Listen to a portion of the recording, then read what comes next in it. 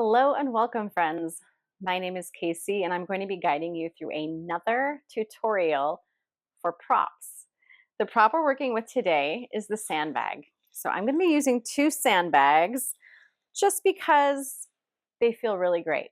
Now, I know I've said all of the props are my favorites, but this is one of those props that I don't use a whole lot.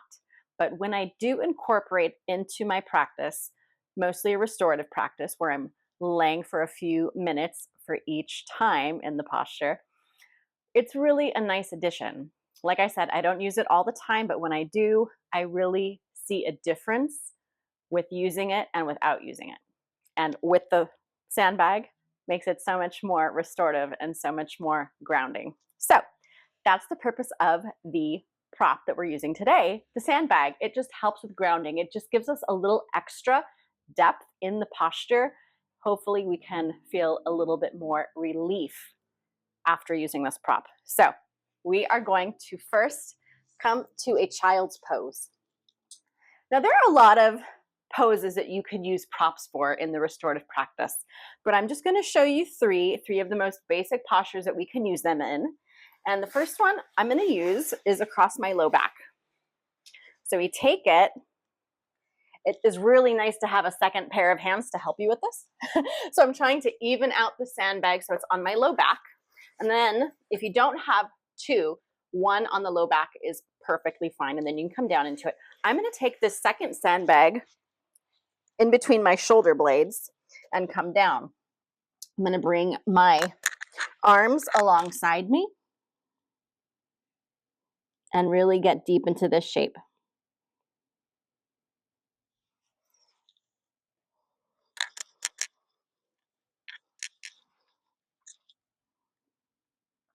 And you got to situate the props just right so they don't fall off.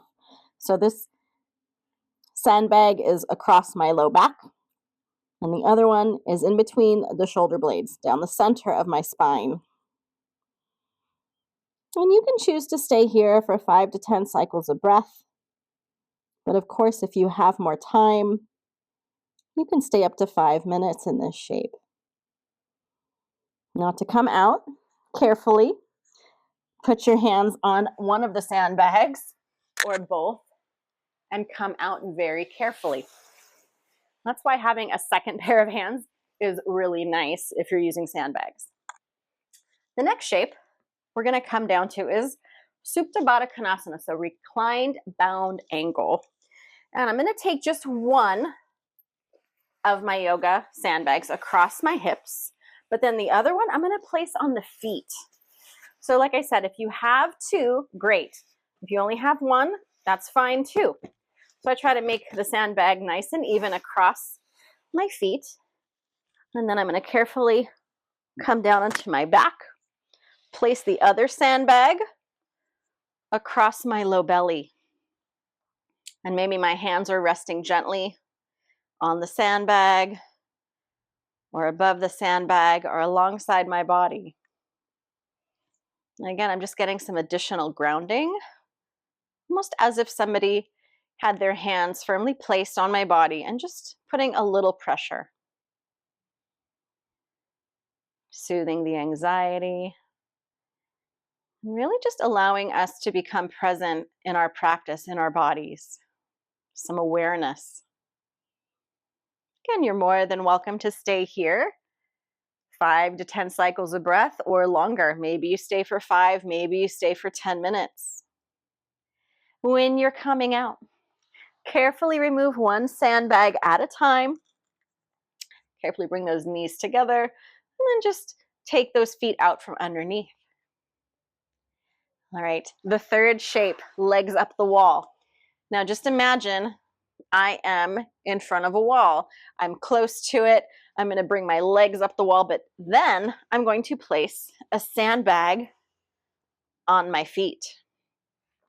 Now, if I had a person with me, I would have them add that second sandbag. So right now, just pretend my legs are being supported by the wall, my heels are on the wall, and that sandbag is just pushing my leg bones back into my hips, getting that nice grounding sensation. Again, you can be here 5 to 10 minutes or 5 to 10 breaths. If the feet start to tingle or go numb, that is your sign to come out. But if you can tolerate it, maybe you stay there. And you take in all the benefits of this shape. Now, when you're coming out, carefully bend the knees, find that sandbag or have somebody remove it for you. And then you can come down, bring the legs down. One final way to show, since we'll come down into a Shavasana real briefly, you can take the sandbags across your hips as well here in Shavasana. Again, just adding a little extra weight and grounding. So I lied. I showed you 4 shapes. Child's pose, reclined bound angle, legs up the wall, and then Shavasana, our corpse pose with our prop of the week, the sandbag. All right, friends, and when you're coming out of Shavasana, just carefully remove that sandbag off to the side, roll over to one side, and we'll come up and close our brief little tutorial practice with our sandbag. All right, friends, on your inhale, reach the arms up and overhead, palms touch. Exhale, bringing down all of that divine universal energy to your heart centers. And that divine universal energy vibrates as the frequency of love through which you and I and all sentient beings are connected on this planet. The light in me salutes and honors the light in all of you, my friends. Namaste. Thank you so much. I hope this tutorial helped you and gave you some ideas for using your sandbags.